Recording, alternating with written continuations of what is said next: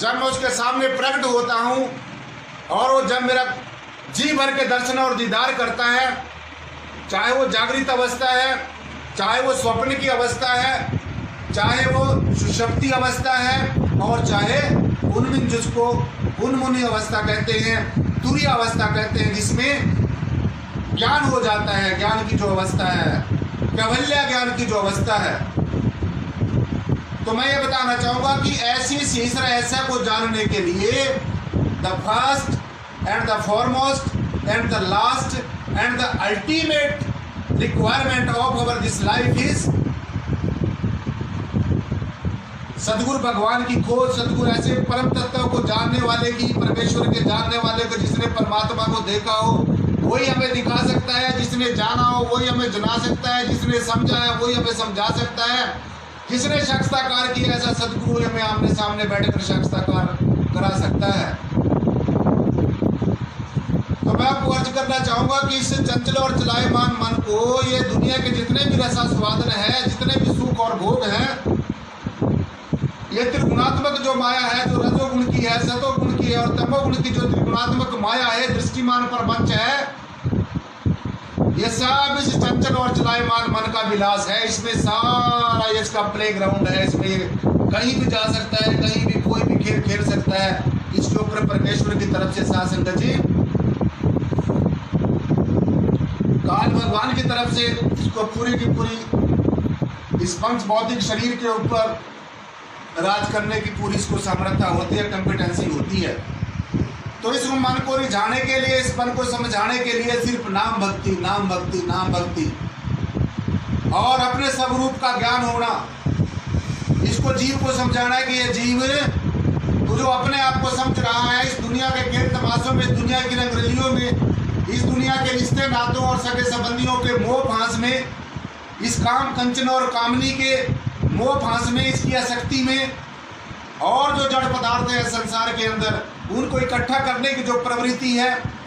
जो अपने आप को श्रेष्ठ और दूसरे को नीचा दिखाने की जो प्रवृत्ति है, ये जो सारा है, ये सब मन का विनाश है सासंग। जिससे निजात पाने के लिए, छुटकारा पाने के लिए, जो इंद्रियों, ज्ञानेंद्रियों, कर्मेंद्रियों, मन, बुद्धि, चित्त और अहंकार से परे जो पावन पवित्र आत्मा है, जब आत्म तत्व का ज्ञान हो जाएगा, जब आत्म तत्व का बोध हो जाएगा, जब हम ये समझ लेंगे भली भांति कि हम मात्र ये शरीर नहीं है, हम इसके अंदर रहने वाली एक पावन पवित्र आत्मा है। हमने गुलाम की तरह नहीं जीना, हमने स्वतंत्र होकर जीना है, आज़ाद होकर जीना है। तो आज़ाद होने के बाद, स्वतंत्र होने के बाद हमारे अंदर तभी आएंगे जब हम अपने अंतर में ऐसी हस्ती को जान लेंगे जो हर एक तरीके से इंडिपेंडेंट है, हर एक तरीके से स्वतंत्र है, जो किसी के अधीन नहीं है, जिसके ऊपर कोई लिमिटेशंस नहीं लगाई जा सकती और जिसके ऊपर कोई भी अंकुश नहीं लगाया जा सकता, जो हर तरीके से स्वतंत्र है, अपने आप में स्वतंत्र है। वो है हमारा आत्म तत्व, वो है हमारा परमात्म तत्व। और जब तक हम आत्म तत्व को नहीं जानेंगे, मानने से कुछ नहीं होता, क्योंकि अध्यात्म जानने का विषय है, मानने का विषय नहीं है। और ये जो संसारिक जीव है, इंद्रियों का गांठ के ऊपर जो गोते खा रहा है, जो संसार की आसक्ति में, पदार्थवाद में और भौतिकवाद में जो उलझा हुआ जो जीव है, ये सासंग इसमें ही फंसा रहता है। अज्ञानता के कारण, अंधविश्वासों के कारण, संशय के कारण, डाउट्स के कारण, तरह तरह के जीव डाउट्स उठाए घूम रहा है, तरह तरह के संशय इसके मन में छुपे हैं, ईर्ष्या है, द्वेष है, आसक्ति है, विकार है, विचारों का उथल पुथल है। कितना इसके अंदर जो हर समय जो सासंग जी उथल पुथल हो रही है, सबसे ज्यादा विचारों की उथल पुथल, कभी अच्छे विचारों का आगमन होना, कभी बुरे विचारों का, बस यही व्हील ऑफ द लाइफ हर समय जारी है। तो जब मैंने आपको पहले भी एक दिन बताया था कि जब हम तन से, इस शरीर से परमात्मा की तरफ जाएंगे तो तब भी ये मन बीच में आएगा, और जब परमात्मा से शरीर की तरफ आएंगे तब भी ये मन बीच में आएगा। ये एक ऐसा बिचौलिया है, तो इस बिचौलियों को समझाना पड़ेगा, इसको एहसास कराना पड़ेगा कि तू जो अपने आप को समझ रहा है वो तू नहीं है, जो तू आंखों से दृष्टिपात जगत को देख रहा है ये भी तू नहीं है, जो मन से मनन कर रहा है तू ये भी नहीं है, जो बुद्धि से विचार कर रहा है, तरह तरह के तर्क कर रहा है, जो निरर्थक बहसबाजी है, विचारों के आधार पर, शास्त्रों ग्रंथों के आधार पर और अपनी बुद्धि के वशीभूत होकर बुद्धि के आधार पर जो साध संगत जी जीव बहसबाजी करता है, तो जो जीव बहसबाजी करता है इससे भी ऊपर उठना पड़ेगा। और जो चित्त में जो तरह तरह का चिंतन चल रहा है इससे भी खाली होना पड़ेगा। यानी कि मन के मनन से शून्य हो जा, बुद्धि के विचारों से विचार शून्य, विकारों से विकार शून्य, ईर्ष्या द्वेष की चाहता नहीं, आपसी आत्म ग्लानि जो है, इनसे सब को छोड़कर अब अपने आप में ठहरना होगा। इस मन को अपने आप में ठहराना होगा। जो चहुमुखी है, जो भागा हुआ है, जो चहुमुखी चारों दिशाओं में, जब हम परमेश्वर की बंदगी करना शुरू करते हैं तो जो चंचल और चलायमान मन है साध संगत जी, ये अपनी जो बाहर की तरफ अपना जो विराट स्वरूप वो दिखा देता है और इस जीवात्मा को वहीं पर फंसा लेता है। जैसे मैं आपको एक छोटा सा उदाहरण देना चाहूँ, अगर एक राजा हो जिसके पास अनेकों सुख वैभव हो, या एक पटरानी हो, रानी हो, अगर उसको जेल में डाल दिया जाए तो चाहे वो रानी बेशक है, चाहे वो राजा बेशक है, लेकिन जब भी उसको कहा जाएगा, यही कहा जाएगा कि फलां राजा फलां रानी वो कैद में है, उसको कोई राजा रानी नहीं कहेगा। फिर उसको ये कहा गया कि वो जेल का कैदी है। तो ठीक इसी प्रकार से बेशक हमारी आत्मा जो है, जो जीवात्मा है, ये परमेश्वर का परब्रह्म निर्गुणाकार परमात्मा का अंश है। अगर हमारा अंश ही अपने आप इंडिपेंडेंट है, स्वतंत्र है, सर्वाधार है, सर्वशक्तिमान है, सब कुछ करने में समर्थ है, पूरा कॉम्पिटेंट है, एब्सोल्यूट है, कंप्लीट है,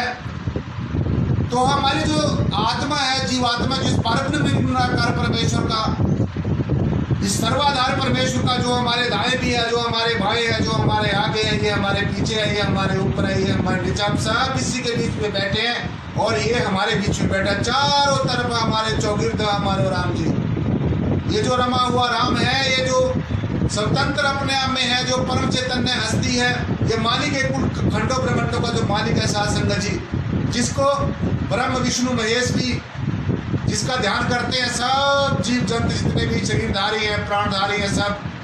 अपने अपने तरीके से परमेश्वर का थैंक्स करते हैं, धन्यवाद करते हैं। तो जब इसको जीव को एहसास हो जाएगा, तब जाकर हमारी ये जो जन्म जन्मांतरों से उलझी हुई बुद्धि है,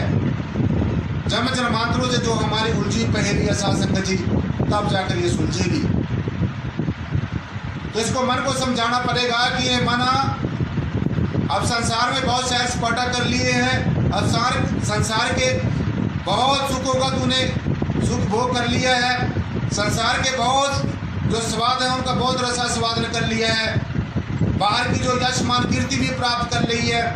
जड़ माया को इकट्ठा करके बहुत धन क्षमता भी इकट्ठी करके जोड़ के रख ली है। लेकिन ये जीव, ये भली भांति तू समझ ले कि इनमें से एक भी पाई तेरे साथ नहीं जानी है, ये सब कुछ यही की माया है, यहीं पर इकट्ठी की है, यहीं पर छोड़ जानी है। तो जब हम इस पंचभौतिक शरीर को छोड़ेंगे, अगर तो हमें अपनी आत्मा का ज्ञान है, अगर तो हमें अपने असली मंजिल का पता है, तो फिर तो साध संगत जी जो हमारी जो जीवात्मा है, वो जो कोई 10, 20, 100, 50 साल की बात नहीं, 84 लाख जन्मों से जो कैद में है, 84 लाख जन्मों से कैद में है। और इस चंचल और चलायमान मन ने इसको तरह तरह के संगीन सपने दिखाकर, तरह तरह की लुभानी बातें करके इसको अपने जाल में फंसाया हुआ है। तो जैसे मैंने बताया कि चाहे राजा है चाहे रानी है, वो जेल में अगर है तो वो कैदी की उपमा उसको दी जाती है, वो कैदी है। ऐसे ही हमारे जो जीवात्मा है इस पंचभौतिक शरीर के अंदर, जिसमें काम, क्रोध, लोभ, मोह, अहंकार की 500 तरह की अग्नि जो जल रही है, ये 500 तरह की विकारों की जो अग्नि जल रही है, और ये जो हमारा चतुष्टि मन बुद्धि चित्त और अहंकार चतुष्टि अंतःकरण है, इसके अंतर में ये जो हमारी आत्मा है, ये जीवात्मा है, साथ में जी कैद है। तो इसको आजाद कराने के लिए, इसको स्वतंत्र करने के लिए नाम भक्ति प्रभु मिलन की